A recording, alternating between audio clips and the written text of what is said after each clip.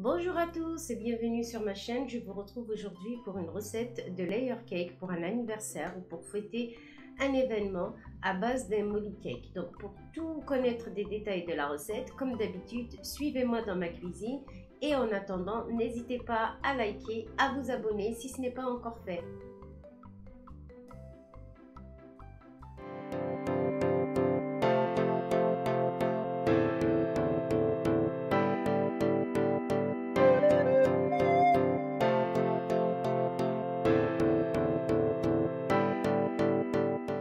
Donc pour le biscuit, ce sera un molly cake. Donc le molly cake, je vais le cuire dans un moule de 20 cm de diamètre et de 10 cm de hauteur que j'ai déjà chemisé. Donc j'ai mis du beurre ainsi qu'une couche de farine que je vais mettre de côté. J'ai préchauffé mon four à 160 degrés pour une cuisson entre 1h15 et 1h20 selon votre four. Et on va passer donc directement aux ingrédients du molly cake. Donc pour ce diamètre là, j'ai ici 250 g de farine tamisée. J'ai 3 œufs moyens, l'équivalent de 50 g par œuf qui sont à température ambiante. J'ai 250 g de sucre, donc c'est du sucre en poudre. J'ai un sachet de sucre vanillé. Il me faudra également 8 g de levure chimique, une pincée de sel et j'ai ici 250 g de crème liquide à 35% que j'ai montée en chantilly. Donc la crème, je vais la mettre tout de suite au frigo pour qu'elle puisse rester ferme le temps que je prépare mon appareil à cake. Donc, on va passer à la préparation du biscuit. Je vais mettre ça de côté. Je récupère mon bol, je vais y verser mon sucre, je vais rajouter mes œufs entiers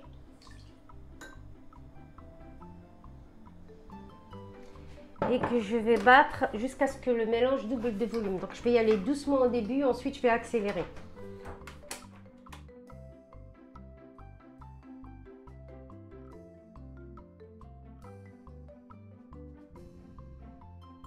Ici, je mélange donc ma farine et ma levure avec la spatule pour pouvoir l'incorporer tout à l'heure dans mon mélange. Donc, je mélange la levure et la farine.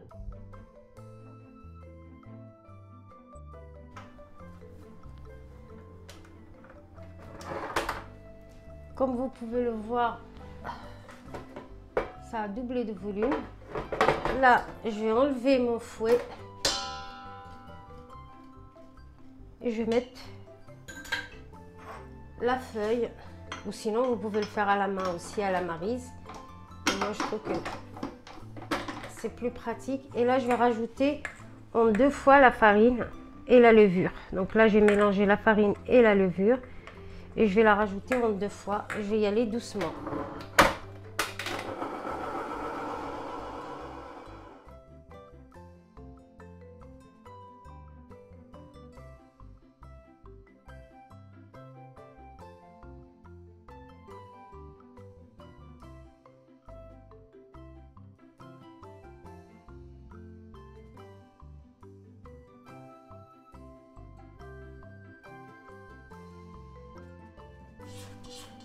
Et là, je vais incorporer tout simplement ma crème chantilly au mélange.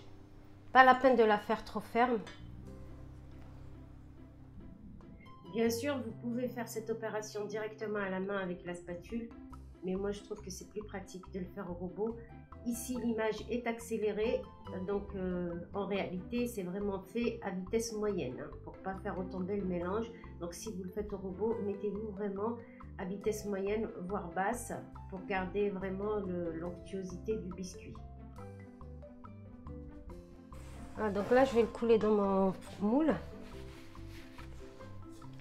Au fond de mon moule, j'ai mis un clou à fleurs, tout simplement pour qu'il puisse gonfler d'une manière homogène. Et je rajouterai ensuite une ceinture. Donc là, je vais le couler doucement. Je m'assure qu'il n'y ait pas de farine au fond. Donc là, je vais le couler. Et je vais mettre également autour de mon moule cette ceinture. Si vous n'en avez pas, vous pouvez prendre un torchon ou ne rien mettre. c'est vraiment pour qu'il gonfle d'une manière homogène et que j'ai le moins de pertes, pour pas que ça me fasse une bosse et que je coupe. Donc là, cette ceinture, normalement, elle va me permettre pour qu'il monte d'une manière homogène. Alors, c'est la première fois que j'utilise, je vais la tester avec vous aujourd'hui. D'habitude, je mets tout simplement un torchon humide.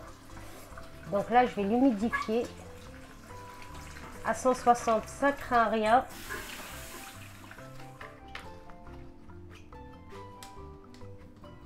Et donc, je vais enfourner, on a dit, pendant 1h15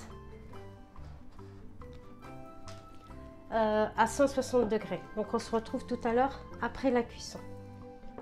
Après 1h15 de cuisson, vous voyez que mon gâteau n'a pas fait de bosse. Donc, j'ai préparé une grille. Je vais le démouler dessus.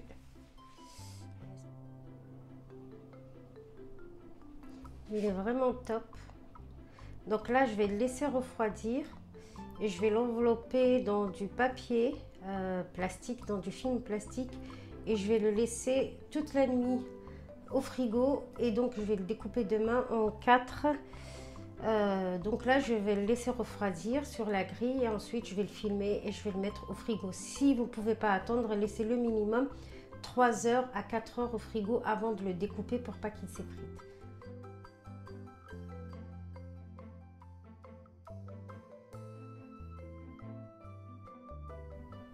Alors maintenant, on va s'occuper de la ganache à l'intérieur. Je vous donne les ingrédients, mais je les mettrai aussi dans la barre des infos. Dans la barre d'infos. Donc ici, j'ai 500 g de beurre à température ambiante. Ici, j'ai 200 g de chocolat que j'ai fait. Alors, c'est du chocolat au lait. J'aime bien le chocolat au lait que j'ai fait fondre au bain-marie. Alors, tout simplement, j'ai mis une casserole d'eau. Une fois qu'elle arrive à ébullition, j'éteins, je pose mon récipient avec mon chocolat, je laisse tranquillement fondre. Donc là, je les laisse de côté le temps de préparer mon beurre. Comme ça, il sera à température idéale pour l'incorporer. Et ici, j'ai une boîte de lait concentré. Donc, c'est une ganache russe. Je vais commencer déjà par travailler le beurre. Donc, je vais le battre au fouet jusqu'à ce qu'il double de volume et qu'il blanchisse. Donc là, hop, on va le mettre à fouetter. Cette ganache, vous pouvez la garder, il n'y a pas de souci. Il suffit juste après si vous la mettez au frais pour une nouvelle utilisation, si vous en avez trop, il suffit simplement de la remettre dans le batteur. Vous la fouettez à nouveau et elle va reprendre sa consistance normale. Hop, donc là, je vais faire mousser le beurre.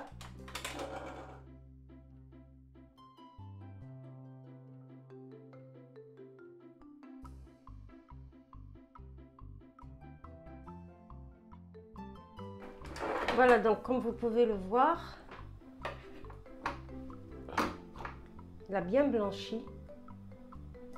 Il est assez souple. Je vais vous montrer. Donc, il n'y a plus de résistance quand je racle. Et là, c'est la bonne texture. On va pouvoir incorporer maintenant le lait concentré. Donc, je remets mon batteur. Avec le fouet en marche, donc je rajoute le lait concentré sucré.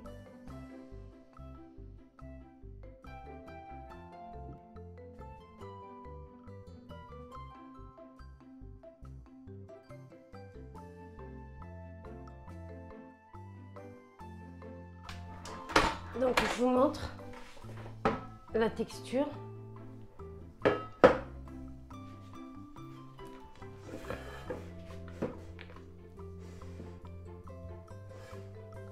On a vraiment une belle texture. Là, j'ai rajouté mon chocolat fondu qui était à température ambiante. On mélange donc beurre et lait sucré et je remets à nouveau à fouetter juste le temps que le mélange s'incorpore bien et que le chocolat et le beurre monté soient bien homogènes. Voilà donc le résultat de notre ganache russe qui est assez légère, je trouve.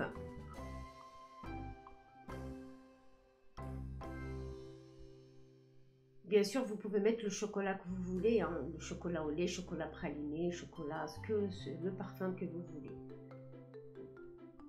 Donc, je vais commencer donc le montage. J'ai mis ma ganache russe dans une poche à douille J'ai coupé mon gâteau finalement pour 3 étages et non pas 2, donc je l'ai coupé en 3. Donc je mets une couche de ganache avec la poche à douille. Ici je vais mettre des fruits frais parce que le gâteau va être consommé le jour même. Par contre, si votre gâteau n'est pas consommé le jour même, je vous conseille vraiment de mettre des fruits cuits, de la confiture ou des lemon curd. Évitez de mettre des fruits frais parce qu'ils risquent vraiment de pourrir à l'intérieur du gâteau tout simplement. Donc évitez les fruits frais. Donc comme je vous le disais, le gâteau va être consommé le jour même. Donc j'ai mis des framboises, des fruits rouges, comme vous pouvez le voir. Donc là je vais empiler les couches de ganache, de fruits. Et là, je termine par le dessous du gâteau. Et comme vous pouvez le voir, comme je vous ai dit, j'ai pas eu de perte, j'ai rien eu à couper. Après, si vous en avez, vous pouvez toujours faire des pop-cakes ou autre chose avec les chutes des gâteaux. Mais moi, pour le coup, je n'en ai pas eu. Donc là, je lisse le contour du gâteau avec de la ganache. Donc j'ai fait le tour avec directement la poche à douille. C'est plus pratique à la poche à douille, mais vous pouvez le faire aussi à la spatule sans aucun problème. Donc j'égalise bien pour que le gâteau soit droit, comme vous pouvez le voir. Et ensuite je vais mettre aussi de la ganache russe sur le dessus du gâteau. Les images parlent d'elles-mêmes et je vais essayer de lisser et de garder mon gâteau droit.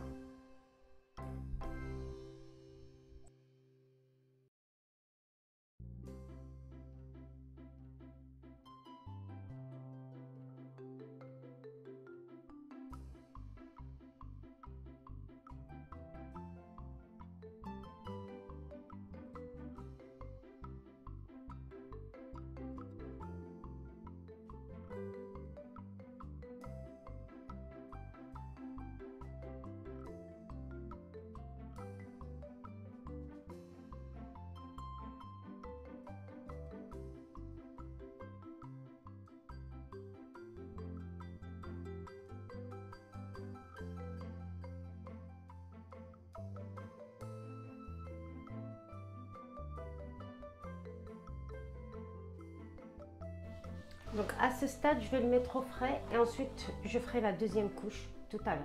Je vais le mettre une demi-heure au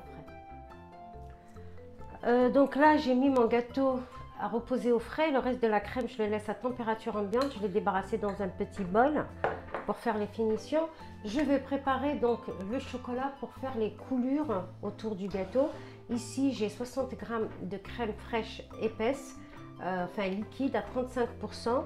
J'ai 80 g de chocolat noir et j'ai une petite noisette de beurre. Donc je vais mettre la crème à chauffer et je vais passer une petite minute le chocolat au micro-ondes pour pouvoir mélanger les deux.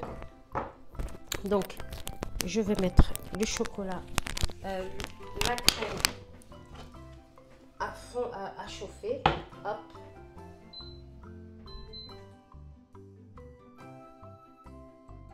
Donc là, je vais faire ma petite ganache.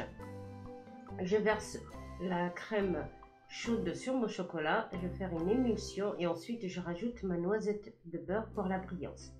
Je vais la mettre dans une poche à douille pour faire les coulures. J'ai ressorti mon gâteau. Donc là, je vais combler toutes les imperfections, les trous. Donc là, il y a une différence de couleur, c'est normal, entre le gâteau qui est froid et la ganache que j'ai laissée à température ambiante. Ça, c'est tout à fait normal. Donc, je vais laisser et je vais combler toutes les petites imperfections pour avoir quelque chose de joli. Et vous prenez donc la ganache qui est dans une poche à douille. Vous pouvez aussi le faire à la cuillère. Alors, ne faites pas comme moi. Moi, j'ai tardé un petit peu parce qu'entre-temps, ma fille m'a appelé. Du coup, le chocolat, il a un petit peu trop figé. Donc vous essayez de garder vraiment votre chocolat tiède pour qu'il puisse couler correctement. Mais c'est pas si moche que ça, donc c'est pas très grave. Comme il était déjà dans une poche à douille, j'ai pas pu le réchauffer. Donc vous, si vous avez trop tardé, vous pouvez le réchauffer. Vous mettez juste au bain-marie et que ça se réchauffe un petit peu.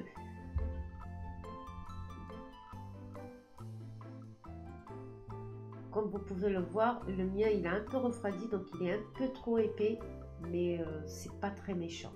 Donc avec le reste de la ganache que j'ai laissé, j'ai changé de douille, j'ai mis une douille à fleurs.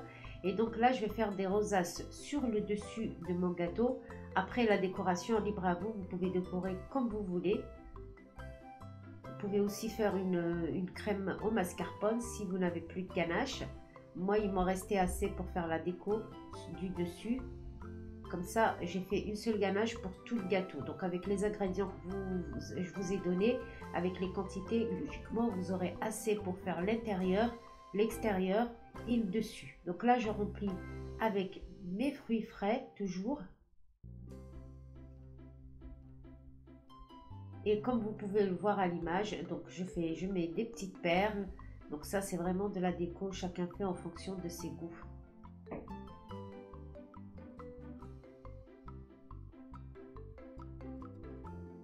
Et voilà donc mon gâteau terminé. Et honnêtement, il était très bon.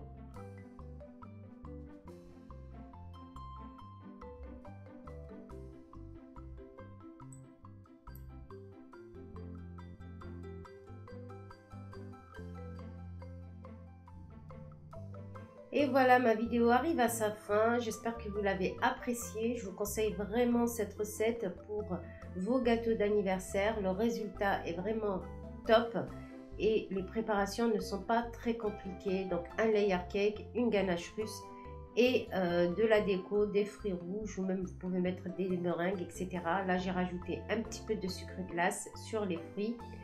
Et voilà, donc je vous souhaite un très bon appétit et comme je vous l'ai dit, comme d'habitude, si vous n'êtes pas encore abonné, je vous invite à vous abonner et à activer la cloche pour ne rien rater de mes publications. En ce qui me concerne, il me reste à vous souhaiter un bon appétit et je vous dis à bientôt pour une nouvelle recette.